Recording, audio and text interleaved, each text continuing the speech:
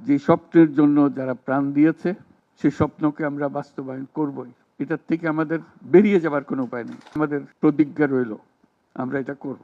আমরা নতুন বাংলাদেশের অফিস এটা করেছি। নতুন বাংলাদেশ গড়ার জন্য আমরা এখানে এসেছি। সেটা যেন সবাই মিলে আমরা করতে পারি। দেয়ালের যে লেখাগুলো যখনই দেখি অবাক লাগে, এত কথা কিভাবে এদের মনে আসলো। এদের পেছনে তো কোনো কবি নাই, কোনো সাহিত্যিক নাই, কোনো পণ্ডিত নাই যে কথাগুলো জোগাড় করে করে দেবে। কিন্তু সারা শহর ছড়িয়ে আছে, অন্যান্য শহরেও আছে।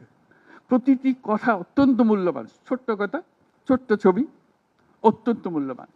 শুধু বাংলাদেশের মানুষ উতলা হয়ে গেছে নতুন বাংলাদেশ করার জন্য, তাই না?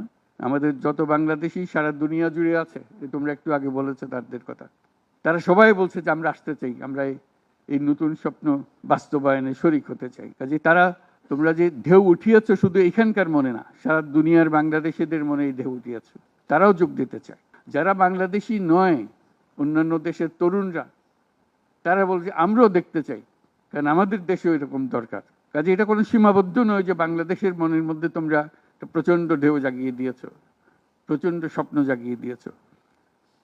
তোমরা সারা পৃথিবীর তরুণকে জাগিয়ে দিয়েছো যে এই তরুণদের হাতেই সৃষ্টি হবে নতুন পৃথিবী। কাজেই তোমরা যেটা করলা সেটারই একটা সূত্রপাত, তরুণদেরকে দিয়েই নতুন পৃথিবীর সূত্রপাত। এটা শুধু নতুন বাংলাদেশের সূত্রপাত না, এটাই নতুন বাংলাদেশের মাধ্যমে নতুন পৃথিবীর সূত্রপাত করছো তোমরা। তোমরা ইতিহাস। আজকে মনে হচ্ছে সাধারণ কয়েকজন তরুণ সামনে বসে আছে, কিছুদিন পরে এই সাধারণরাই অসাধারণ হিসেবে পৃথিবীব্যাপী স্বীকৃত হবে, যেহেতু তোমরা অসাধারণ কাজ করেছো। সেই কাজে যেন বিরতি না আসে, এটাই হলো আমাদের প্রতিজ্ঞা, যে আমরা যেন করতে পারি। আমার একটা প্রস্তাব থাকবে, নাহিদ, আসিফ, তোমাদের সবাইকে, অন্তত মাসে একটা করে চিঠি লিখো আমাদের কাছে। শুধু স্মরণ করিয়ে দেওয়ার জন্য এটা বাকি রয়ে গেল, এটা ঠিক হলো না। কারণ আমরা হয়তো অনেক সময় মাথার থেকে ছুটে যাবে, যেহেতু তোমরা যেভাবে দেখে এসছো আমরা সেভাবে দেখতে জানি না।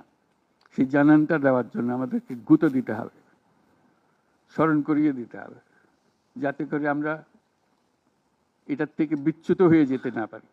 এটা তোমাদের দায়িত্ব, কারণ যে পথে রওনা করে দিয়েছ সেটার রূপরেখা তোমাদের কাছে পরিষ্কার। আমরা হয়তো কিছুটা বুঝেছি, কিছুটা অন্যভাবে বুঝেছি, এরকম যেন না হয়। তোমাদের ঠিকভাবে যে স্বপ্ন তোমরা দেখেছো সেই স্বপ্নটা যেন আমরা আমাদের সাধ্যমতো রূপ দিতে পারি। বহু লোক বসে আছে যারা এই দুঃস্বপ্ন থেকে আমরা জেগে ওঠার কারণে তারা দিশেহারা হয়ে গেছে। একদিন চুপচাপ শুয়ে শুয়ে দুঃস্বপ্নের মধ্যে এরা ছিল, দুঃস্বপ্ন দেখছিল, আমরা শান্ত আনন্দ সহকারে লুটপাট করে যাচ্ছিলাম, হঠাৎ করে গোলমাল হয়ে গেল। তারা কি চুপচাপ বসে থাকবে? মোটেই না। খুব চেষ্টা করবে আবার তোমাদেরকে দুঃস্বপ্নের মধ্যে যাতে ঢুকিয়ে দেওয়া যায়, তারা শান্তমতে আবার শান্তিতে আবার তাদের রাজত্ব চালাতে পারে। তারা চেষ্টার ত্রুটি করবে না।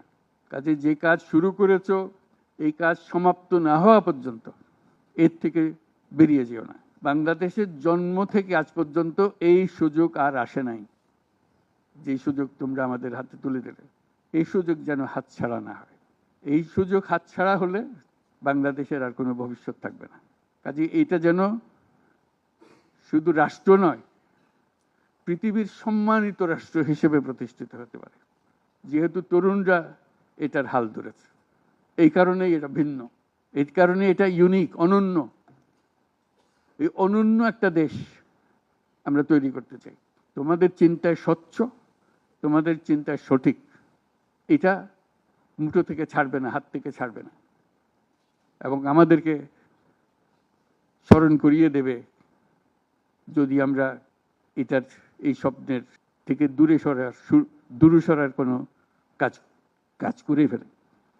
আমাদের কারো কোনো ইচ্ছা নাই এই স্বপ্ন বাইরে যাওয়ার, এই স্বপ্ন বাস্তবায়ন করাই আমাদের সার্বক্ষণিক